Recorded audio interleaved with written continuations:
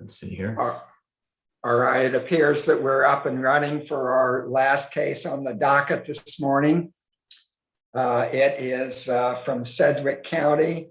It's number 123-485, entitled The City of Wichita versus Karl, PeterJohn, and Celeste Racette, individually and as representatives of Save the Century 2 Committee. Before we get started, just a few introductions. I'm Judge Thomas Malone. We also have Judge Gordon Atchison and Judge Sarah Warner. We are the panel for this hearing. Just to let counsel know, we have read your briefs and we're familiar with the facts of the case and what the issues are, so that you might keep that in mind during your arguments. Each side is granted 20 minutes for arguments in this particular case. The appellant will need to let us know if you wish to reserve any time for rebuttal. After the arguments this morning, your case will be deemed submitted for decision. And after that, we'll take the case under advisement and get a written decision out to you and your clients just as soon as we can. So with that, we'll go ahead and proceed. And I see that we have Mr. Parker here for the appellant and Ms. Dickgraf for the City of Wichita. Mr. Parker, do you wish to reserve any time for rebuttal? Yes, Your Honor, I do. A substantial portion of my time, 10 minutes. I understand I'm not allowed to reserve more than that for rebuttal. And my remarks are incredibly brief. I anticipate, knowing this court, having argued before this court, everyone has read the briefing of the parties. I'm not going to belabor that. I would rather argue probably less than 4.5 minutes up front. I've timed it, and then reserve most of my time for questions of the court. May it please the court. All right, well, that 10 minutes of rebuttal is granted. You may proceed. Thank you, Your Honors. Counsel for the City of Wichita has done an admirable job acknowledging the points of argument in support of the city's position. There has been a shift in city politics since this lawsuit was began, and the modern stated intent of the city is to, quote, enact a policy consistent with the spirit and intent of the ordinance requested by the Save Century 2 petitioners, while remaining in compliance with provisions and dictates of state law. Yet we stand here today and review this ordinance to see if it is in fact constitutional. The city says it's not, and appellants claim it is. The Kansas Supreme Court in Steffes versus City of Lawrence in 2007 provided our standard of review. This court's review of a constitutional challenge to an ordinance is de novo. The party asserting unconstitutionality has a weighty burden. This is because an appellate court has a duty to preserve the validity of an ordinance and to search for ways to uphold its validity. We must presume that the ordinance is constitutional, resolve all doubts in favor of validity, and uphold the ordinance if there is any reasonable way to construe it as constitutional before striking the ordinance. We must conclude that it clearly appears to be unconstitutional. Now, because we are dealing with an ordinance brought forth by initiative petition, the question of constitutionality comes down to the 4-part test to determine legislative versus administrative ordinances under McAllister versus City of Fairway. In short, if it's legislative, it's valid. If it's administrative, it's invalid. The test is fully set forth on page 10 of appellant's brief and centers around the following 4 points. An ordinance that makes new law is legislative, while an ordinance that executes an existing law is administrative. Acts declaring public purpose and providing ways to accomplish that purpose are legislative. Decisions requiring specialized training and experience in municipal government are administrative. If the subject is one of statewide concern where the legislature delegated power to the city for local implementation of state policy, the action is administrative. Pages 11 through 32 of appellant's brief provides a comprehensive analysis outlining a legal path for upholding the instant ordinance. Counsel, would you agree that those 4 factors are described kind of as totality of the circumstances assessment? We look at all of the factors and we determine at the end of the day, is this ordinance that's proposed to the initiative process an administrative ordinance or is it a new law? Yes, 100%, Your Honor.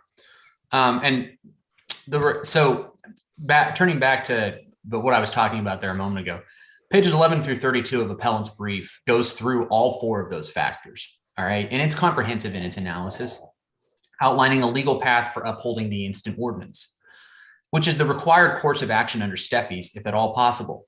So when I look at this, I see, is there any way that I can uphold the ordinance?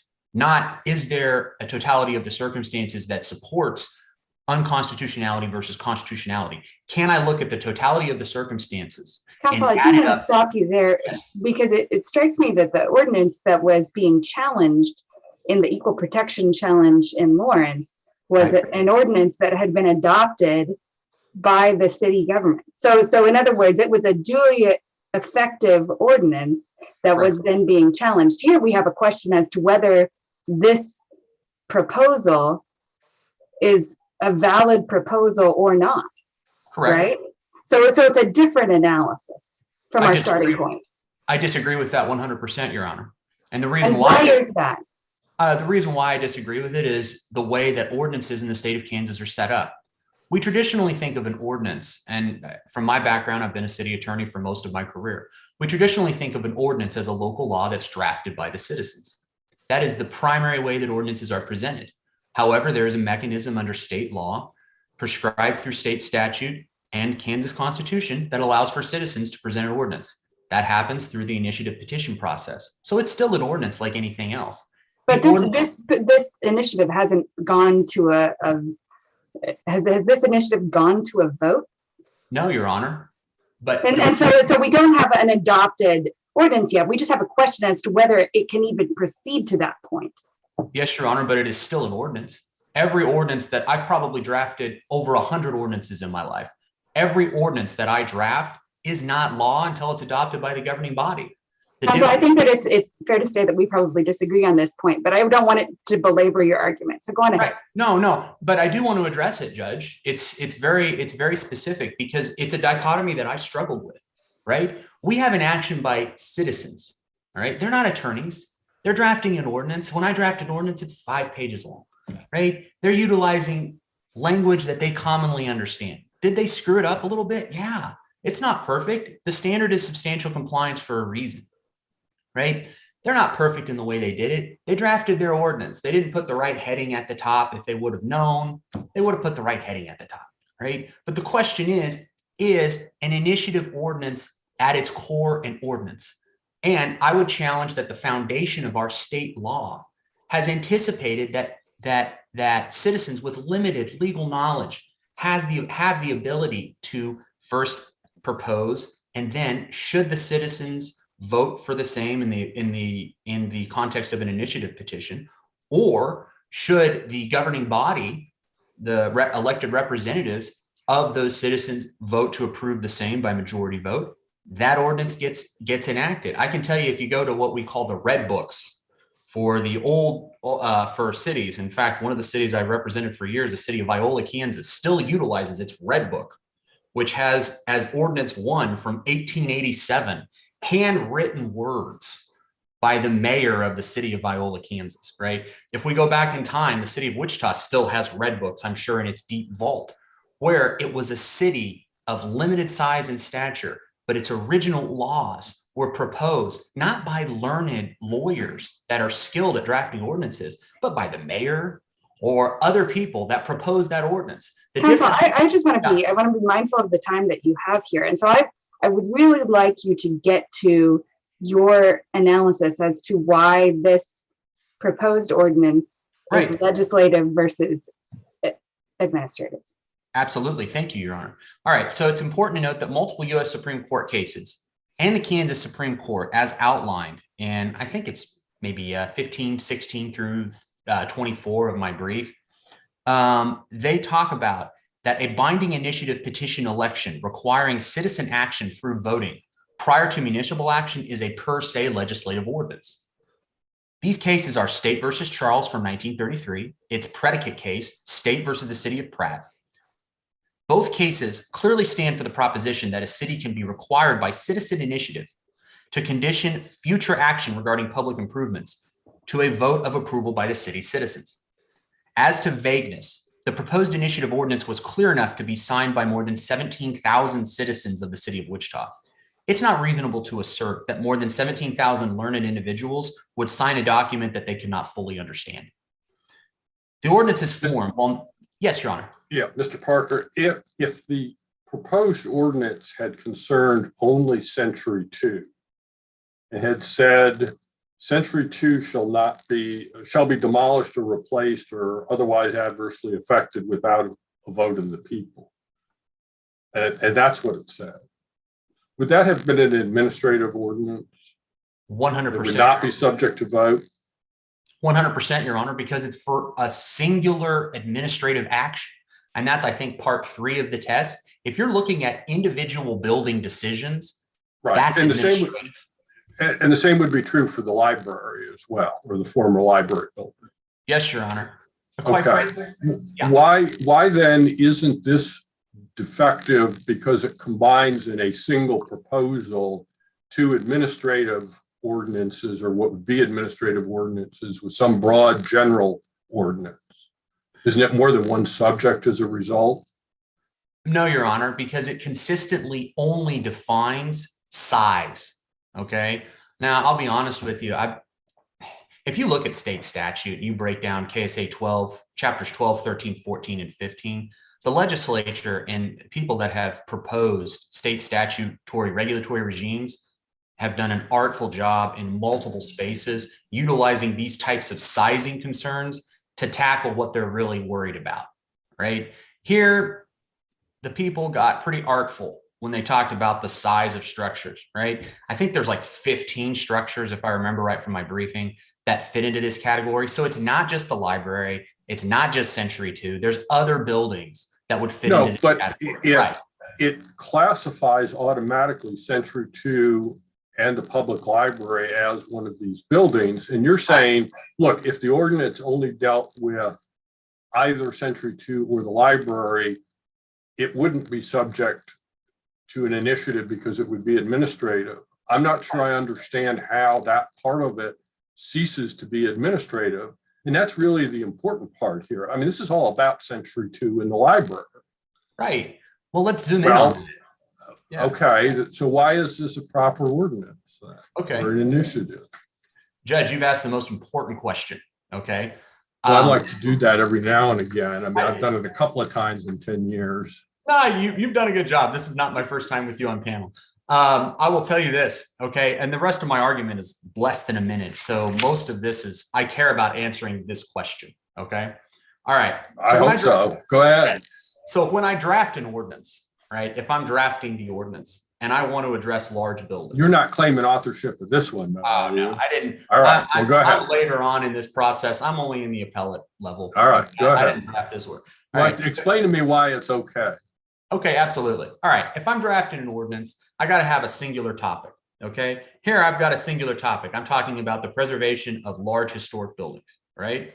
Then I am narrowing that conversation because I don't care about small ones, I care about large ones, right? So I've got a singular topic that's talking about the historic preservation of large buildings, and I limit it by size. That is my singular focus of the ordinance, right? That's a valid ordinance, right? We do that kind of thing all the time, right? We only want to, and think about it from a zoning perspective, okay? We come in and say, all right, we've got R2 classification for residential zoning.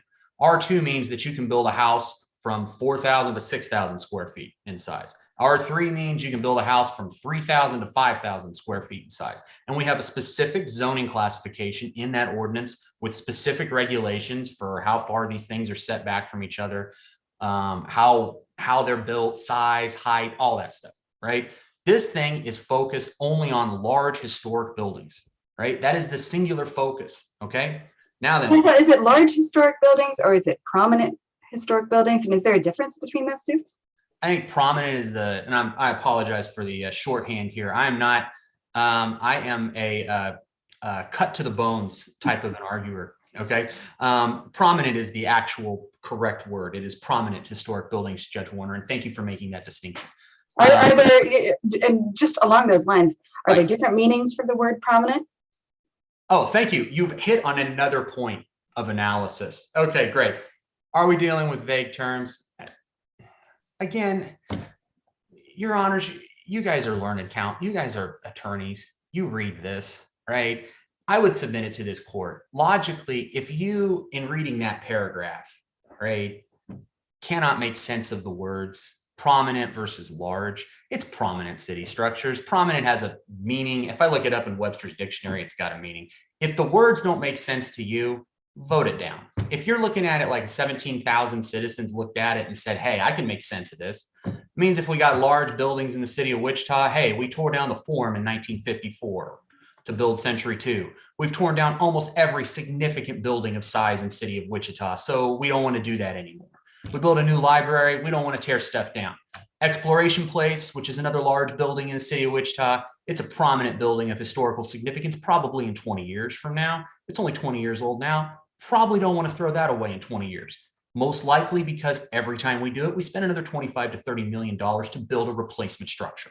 I think that's what people care about, right? I think that's why they want a policy in to control fiscal responsibility and spending for new structures versus maintaining old ones prior to vote.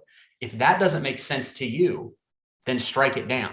But that's how I understand the word prominent to play into this. But again, it's got to be logical. And if the three of us sitting here or the four of us sitting here cannot make sense of these words, right? Throw out the idea that 17,000 citizens in the city of Wichita made sense of the same words enough to affix their signatures to it. If it can't make sense to you, strike it. But again, talking about to what Judge Atchison brought up, a singular point of focus. We're talking about prominent historical, what is it? Again, here's the dispose, demolish, replace, or otherwise adversely affect prominent city-owned buildings of historical significance, right? Again, those are fairly easy words, at least for me to understand. But again, I've got a law degree. I understand there aren't 17,000 attorneys in the city of Wichita. So I understand people without a law degree were able to understand that to the point of signing it, right? Again, what I just said, Stan, that is the singular focus of the ordinance. It's restricted by size so as not to be overly restrictive in terms of policy administration for the city of Wichita. All they care about. Counsel, I just want to, sorry to interrupt, but I just want to let you know you are going into your rebuttal time, which is okay, but I just wanted to let you know that. Well, let me sum it up. I leave the rebuttal time primarily for this board, for this group of judges to ask questions. Are there any other burning questions? Actually, I don't know if it's a burning question, and I hope I'm not channeling Justice Breyer here, but assuming, and I'm going to ask your counterpart the same question. I don't want to have to repeat it exactly. Sure. Assuming this ordinance were in fact adopted, we let this go forward and the voters approved it. And on down the road, the city commission votes to tear down the ABC building, not Century 2, not the library, some other prominent building. And they say, okay, we don't think it's of historical significance or architecturally or of historic importance or architecturally significant. So we can do it without a vote. All right. You with me? Yes, sir. Okay. Would a taxpayer, a registered voter, or a resident, or some combination of them of the city of Wichita be able to bring a declaratory judgment action to challenge that and say, no, it really has to go to a vote under this ordinance? Would they have standing who among them would have standing to do that? Yes, Your Honor. It would be anyone that is an aggrieved taxpayer. So somebody that's going to have to pay for that increased infrastructure improvement. Anyone in the city of Wichita could bring that vote, or representative group could. I think that the action would be framed in terms of quo warranto.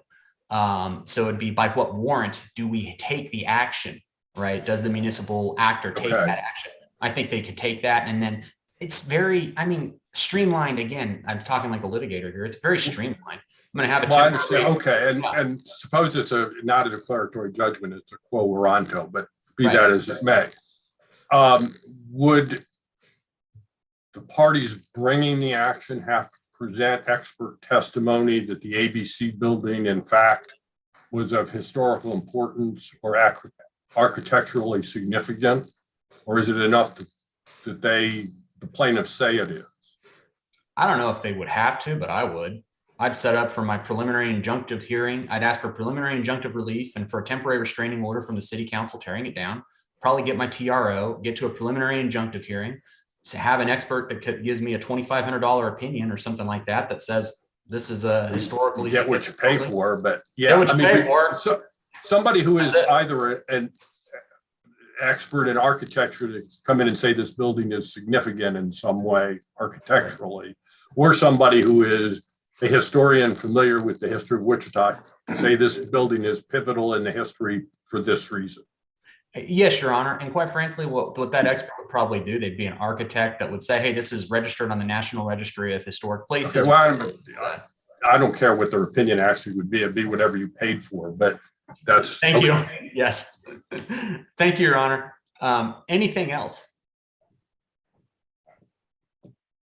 Apparently not, counsel. Okay, I'll reserve my little summary statement for the last, I think I still have 7 minutes of my rebuttal. I'll reserve my little summary statement for the end. Thank you, Your Honors. Correct. Thank you. We'll now hear from the city of Wichita. Thank you. May it please the court, I'm Sharon Dickoff on behalf of the city of Wichita. I would like to confine my arguments to 3 specific areas. One is the statutory deficiencies in the petition itself, which was cross-appealed by the city of Wichita, the administrative nature of the proposed ordinances, and the invalidity of the proposed ordinance. KSA 3013 establishes a process whereby citizens can put before the governing body a ordinance that they want enacted. The most recent discussion of this statute is the Schmidt versus City of Wichita case, where the court deemed that particular petition and the process was not followed. There was a lot of discussion at the lower court level in this case as to whether there was substantial compliance or a strict compliance. There are a number of AG opinions that require strict compliance. Even if the court applies a substantial compliance standard in this case, this petition does not meet that standard. KSA 3013 subsection A requires that the petition contain a request that the city either pass the ordinance as written or put the particular ordinance on the ballot. The petition before you does neither of those things. The court below was focused on what the city would know regarding the petition, and I would submit that that was the wrong focus. The 17,000 people who signed the petition could not have known that it was requiring the city to pass the ordinance as written, without alterations, without additional definitions, which council wants the courts to add on to this or place it for public vote. It did neither, and therefore it is defective on its face. The second issue that I think the court below misread the statutes is how 253601C plays in, and whether or not the proposed ordinance needs to have a title and a subsection. The court below got, I think, confused that that was required for protest petitions. If the court reads the statute, it applies to any ordinance by petition or a protest petition for review by a government. That fact is important in this case because reading the proposed ordinance, an attorney or a citizen would not know that it was intended to be part of the city's existing historical preservation code. During the hearing below, there was a lot of testimony as to what was prominent, what was historical, what was architecturally significant. And I think the court has gotten on to one of the main issues in this case is what does this require the city to do or not to do? What is prominent? What is historical? What is adversely effective? There was testimony. As long as we're talking about that, let me ask you my Justice Breyer hypothetical. Assuming this were in fact adopted, we send it back and say, yeah, you got to submit it to a vote and it's approved. And the city council in the future says, okay, we're going to tear down the ABC building. We don't think it's historical or architecturally significant. Do you agree that somebody who lives in Wichita could bring a quo warranto if Mr. Parker's right, or a declaratory judgment action if I'm right, to challenge that decision under this ordinance and require a vote? I would think that would be the only way that this ordinance could be enforced, would by someone who believed that a building was of Okay, historical importance. and in your view, who would have standing? Would it be a resident, a taxpayer, a registered voter, or any of those? I would think that any of those could, which I think is inherently the issue with the particular ordinance. I mean, the city really can't do anything without someone or somebody determining whether a building is of historical importance. Okay, and let's suppose we have our quo warranto or declaratory judgment hearing. Would the plaintiffs be required to present some sort of expert testimony that the ABC building was in fact historically important or architecturally significant to prevail in your view? I would say yes. Okay. And I would think the city would conversely have to present some testimony that it was not of historical importance or architectural significance. Mr. Parker wants the court to add on something about size in this ordinance. There are no size limitations or restrictions or guidance in this proposed ordinance at all. When it talks about historical significance, it also says regardless of whether it's on the historical registry status. Plaintiffs in this case presented to the court a number of buildings which are not large at all that are on the historical registry, a mausoleum, a golf tee at an older golf course. Some of you may know that. I don't golf. But those are not large buildings. Those are not prominent buildings. However, they are on the historical registry. So what can the city tear those down, or can we not tear those down? The other issue from a purely procedural standpoint is whether or not this combines a number of issues. And I submit that it does. There are issues. What issues do you see it impermissibly combining? I think it combines one number of buildings. I understand that the goal of this was to deal primarily with Century 2 and to the library, but it went far beyond that. So in theory, this ordinance would need to be applied to 540 buildings at some point over their lifespan. There was testimony presented that a majority of the city's buildings are frankly old. If you look at age and the historical preservation requirements, there are a number of buildings, including the city hall that I'm sitting in, that could be potentially on the historical registry. Council, but isn't that the nature of a broad policy statement, is that it incorporates a lot of items that individually, administratively you might handle, but then when you make a broad policy statement, then it's going to encompass a lot more. Yes, but this isn't a policy statement. This is an ordinance. And the city cannot alter this ordinance. We cannot redefine the ordinance, which I think then puts you into the analysis of, is this an administrative ordinance? And I think the answer is clearly, yes, it is. There are 4 factors that the courts look at. The primary cases that I have cited are McAllister versus Fairway, Kansas taxpayers versus the city of Wichita. And I will address each of those 4 factors. Does it create a new law? Initially, when I responded and filed the declaratory judgment action, I thought that it did. After testimony was presented and it was clear that it was intended for this to be part of the historical preservation ordinances, I don't think it creates a new law. I think it acts on existing law, state historical preservation statutes, the city's historical preservation code. So I would submit that this is not a new law. It is simply one that is executing existing policies. Is there a public purpose? There is not one stated. The court below relied on the testimony of Ms. Racette as to what the public purpose was. Applying the court's analysis of McAllister, that was improper. The court cannot determine what was intended by this ordinance by testimony. The intent needs to be based on the specific language utilized in the petition.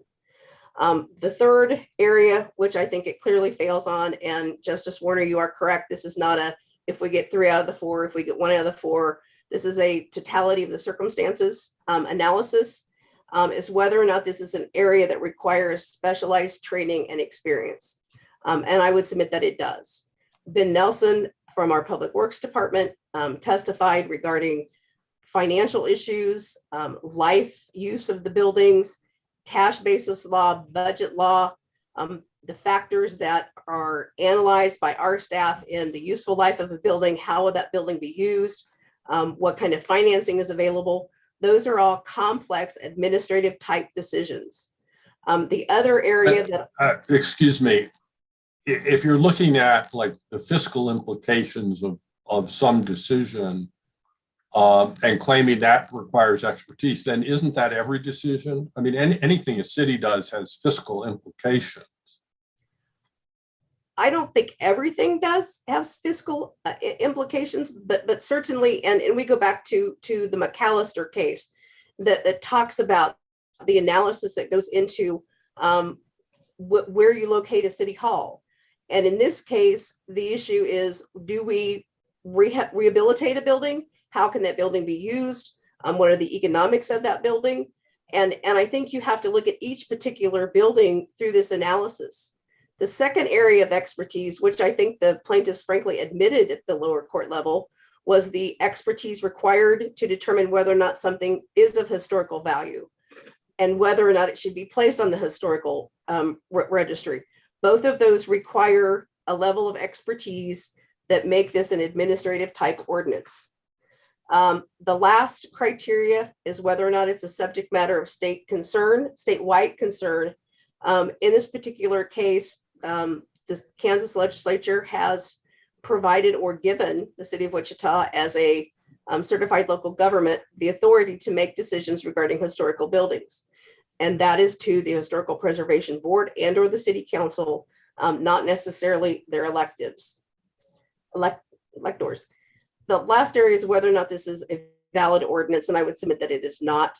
The primary concern, and we've talked a little bit about the vagueness, is whether or not the city can call for a binding election.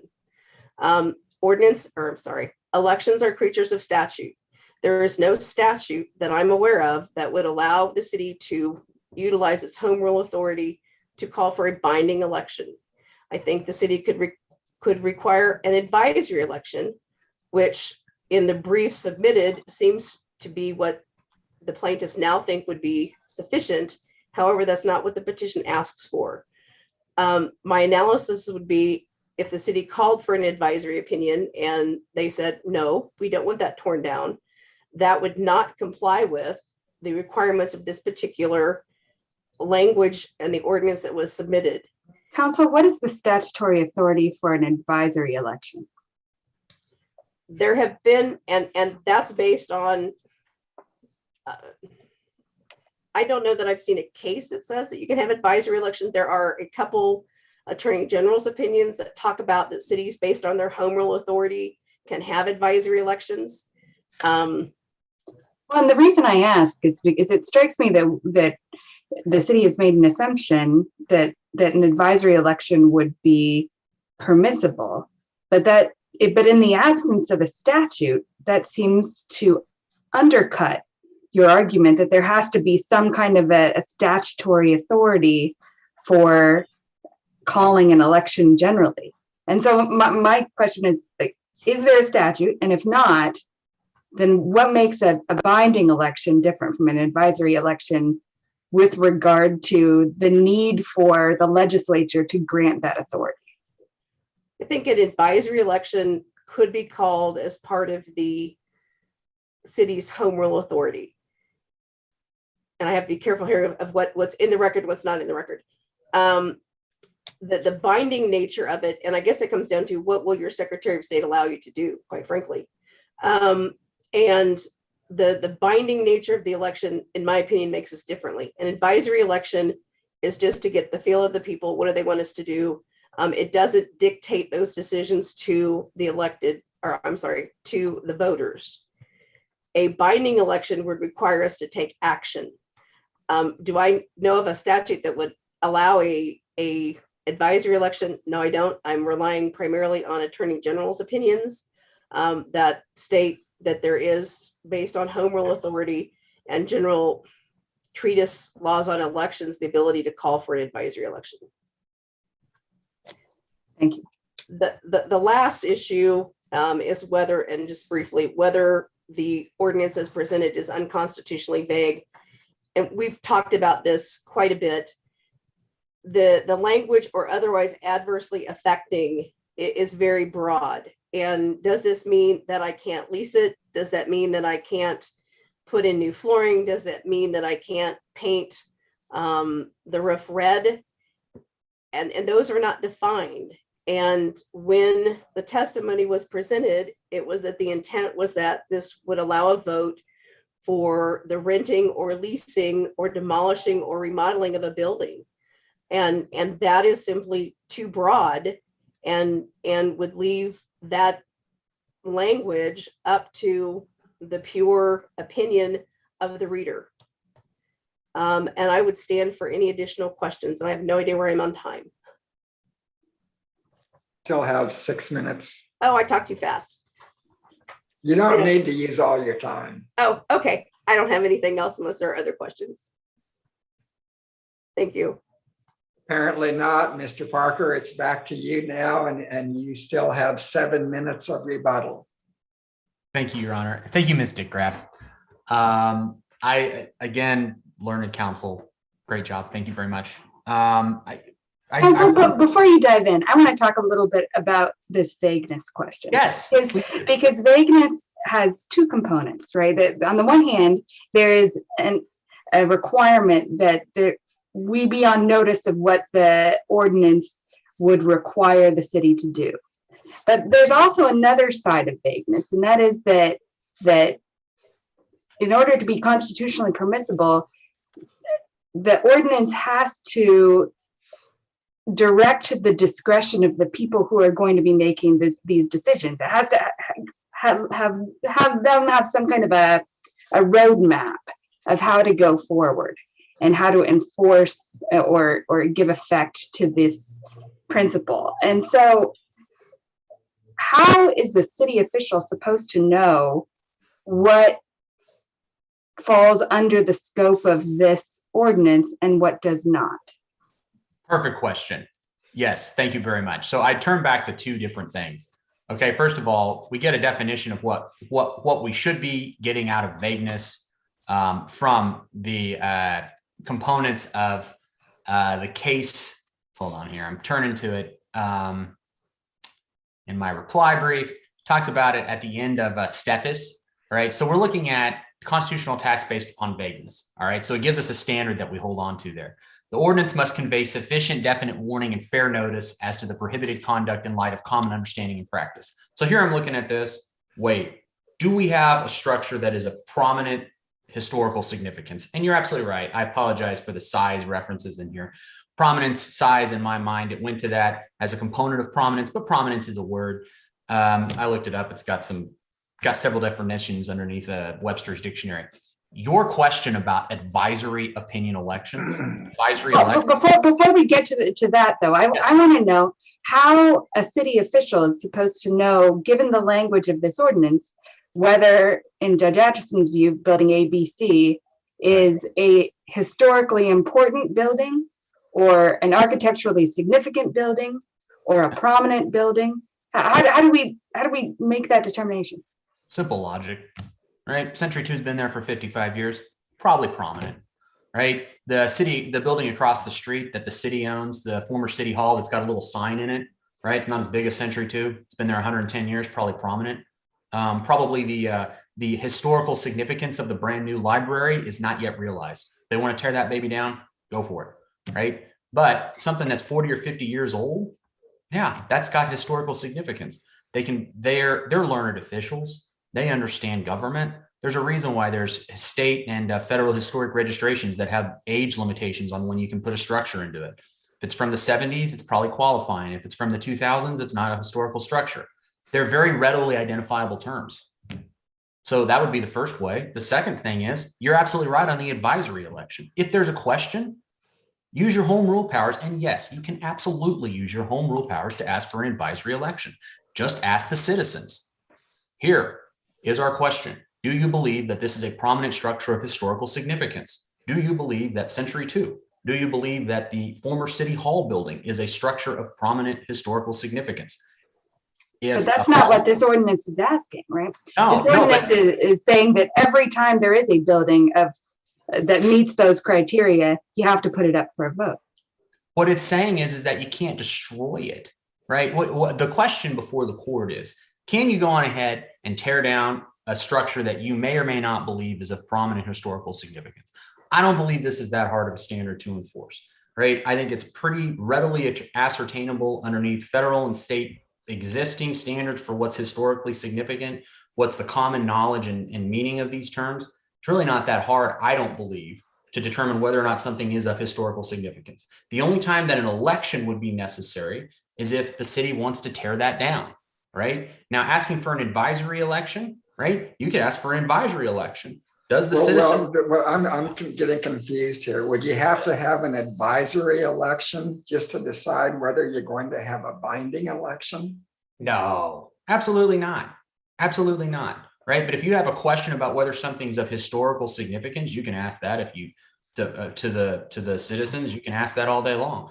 Right now, it is not designed. The ordinance itself is very clear on what it's asking to do. Right. It says no prominent city-owned buildings of historical importance or architectural significance, including Century 2 in the adjoining former public library, shall be demolished, replaced, or otherwise adversely affected without a public vote of approval by the qualified voters in the city of Wichita. And further, no interest in such city-owned buildings, including Century 2 and the adjoining former public library, shall be leased, sold, bartered, traded, conveyed, or assigned and thereafter demolished, replaced, or otherwise adversely affected without a public vote of approval by the qualified voters. What does adversely affected mean? Adversely affected means you have something within the structure that is, I mean, we use it all the time in legal, in our legal jargon, right? Anything that is adversely affected, are you doing something negative to that structure? Good example would be the nation's largest theater organ sets in the heart of Century 2.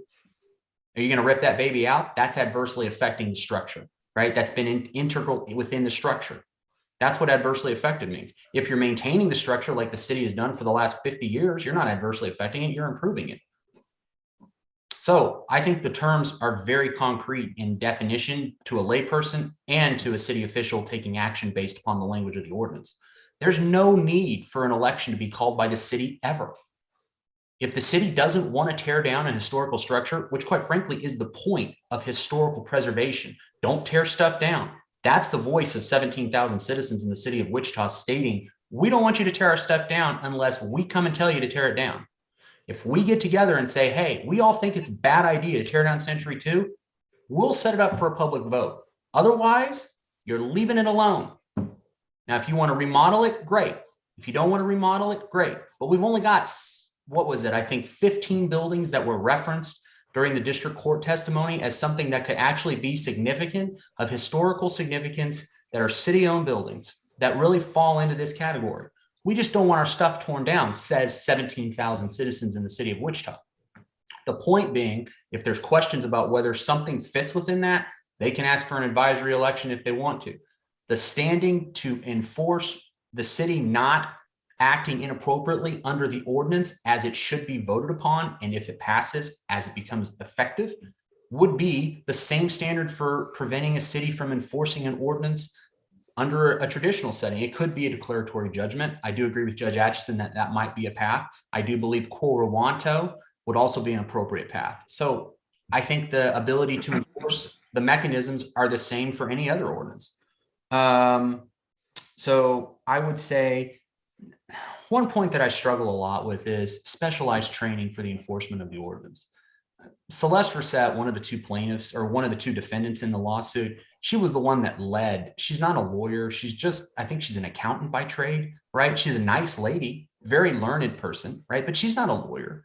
She led the charge to take this all the way through historic preservation recognition, right? She doesn't have any specialized training or knowledge in that. She was able to do that as an independent citizen. Many others like her have done that for other structures throughout the United States, right? This is not that difficult of an ordinance to understand on its terms or to see to the enforcement thereof. The final thing I wanted to bring up before I really sum up and then stand for additional questions, right? I noted Ms. Dickgraff said something that I thought was particularly key. Ordinances are not policy statements. But if you look at section 2 of the standards, right, go back for a second. If you look at section 2 of the standards under McAllister, right, that section 2 standard says the point of an act that declares a public purpose and provide a ways and means to accomplish that purpose may generally be classified as legislative, right? These are legislative tones. The public purpose is to preserve historic preservation. There's a means to accomplish that. Don't tear them down unless we tell you to. That's basically where it's at. It's a very straightforward ordinance. Don't tear down our historic stuff unless we bring to the ballot a measure to tear down our historic stuff. With that, I'll turn to my summation. In summary, there's no statement in the Kansas Constitution or from the Kansas legislature prohibiting municipal ordinances requiring an election prior to the city taking action to dispose of, demolish, replace, or otherwise adversely affect prominent city-owned buildings of historical significance. Appellants have clearly set forth arguments in line with Steffi's that support the constitutionality of this ordinance. As such, appellants respectfully request that this court determine the initiative petition is valid and appropriate under Kansas law as written, and direct the district court to give voice to the petitioning citizens of the city of Wichita by allowing the Sedgwick County Election Commissioner to place this question on the ballot at the next upcoming city election. Any additional questions, Your Honors? Hearing none, counsel, thank you. We thank you both very much for your briefs and your arguments in this case. We certainly understand a lot of people are interested in this case, and we will endeavor to get a written decision out to you just as soon as we can. And so with that, this court will be in recess until this afternoon. Thank you. Thank you so much for your time.